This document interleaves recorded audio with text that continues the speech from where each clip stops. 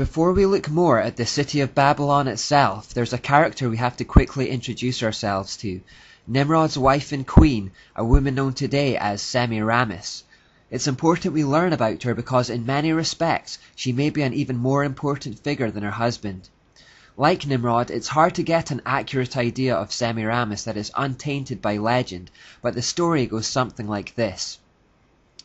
When Noah's Ark settled on dry land again after the flood, the 8 people on board began to spread out and fill the areas of modern-day Iran, Turkey and Syria.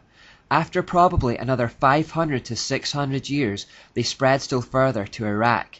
Some reckon this was simply because of increasing populations, and others say it may have had something to do with rivalries between the family lines of Shem, Ham and Japheth, Noah's sons. At any rate, modern archaeology confirms that the people who occupied these areas were of the same race and culture, and the most reliable research indicates that it was from this region that animal husbandry, agriculture, metalwork and citification spread throughout the earth.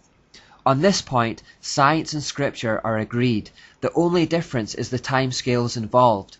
The Bible clearly states that these elements of civilization existed in the pre-flood world, but due to the unbelief of science, they have created a mythical Stone Age several millennia back in time to account for the evidence. It was in Iraq, or Mesopotamia as it was referred to then, that the first major post-flood cities were built. There were 7 major ones in total, and the name Land of 7 Cities was often referred to in ancient mythology. These are the 7 cities cited in the Bible as being conquered by Nimrod to establish his empire. We can gather that he probably came up from Ethiopia with his army via the Gulf on boats around 1,000 years after the flood. It was in the middle of the conquest of the area that Nimrod apparently met Semiramis. Tradition has it that she was a brothel keeper in the city of Erech. Although we don't know for certain that they met in that brothel, we can reasonably assume that their initial meeting was in quite unsavory and seedy circumstances. Nimrod made her his consort and his queen, but of course it wouldn't do to have a prostitute as a queen, so a story was invented that she was in fact a virgin that had sprung from the sea when Nimrod came ashore on his conquest of the area. This no doubt gave her an air of mystique and intrigue. Semiramis is actually a Greek form of her name, which was originally Samur Amat, which means gift of the sea.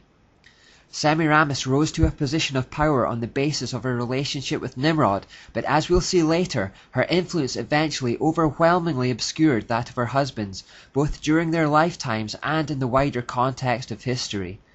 In appearance, she was noted for being outwardly extremely beautiful, but also for her gross immorality and licentiousness, no surprise given her professional background in the sex industry. Along with Nimrod, she helped rule the newly created empire of Babylon.